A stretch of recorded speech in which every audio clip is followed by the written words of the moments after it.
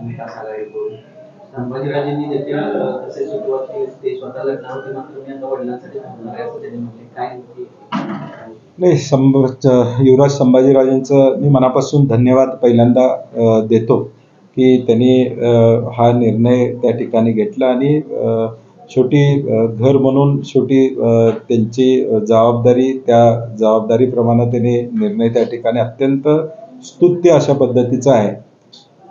महाविकास आघाडी म्हणून मी सातत्यानं सांगत आलेलो आहे, काँग्रेसला ही सीट मिळावी.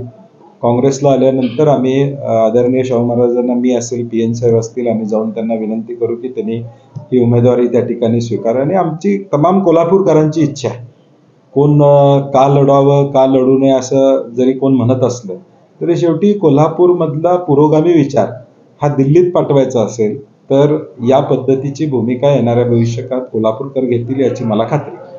फिरू शकणार नाही, मात्र त्याला देखील संभाजीराजे यांनी खडसावले नाही. शाहू महाराजांच्या वयाचा विचार करताय तर मोदींचा विचार वय किती आहे? मला वाटते आता वैयक्तिक टीका टिप्पणीची पातळी या ठिकाणी वेगळ्या पद्धतीनं लोक करताना दिसतात. शाहू महाराजांच्या बद्दल अशी टीका टिप्पणी करणाऱ्यांना मला त्यांच्या बुद्धीची कीव येते की ते अशा पद्धतीची टीका टिप्पणी करतात. आणि म्हणून त्यावर न जाता विचाराची लढाई आहे आणि विचारानं आम्ही लढणार आहोत की शाहू महाराजांनी समतेचा संदेश देशाला दिला. आज शाहू महाराज त्याच विचारानं पुढे जात असतील तर मला वाटते अशा वैयक्तिक टीका टिप्पणी करणाऱ्यांना मतदार योग्य ते उत्तर देतील. मला वाटते आदराचं स्थान असेल तर महायुतीनं बिनविरोध करून द्यावे. एका बाजूला आदराचं स्थान म्हणायचं आणि ते जर लोकशाहीमध्ये निवडणुकीला उभे राहत असतील तर मग त्यांनी उभं राहू नये असं म्हणण्याचं कारण काय?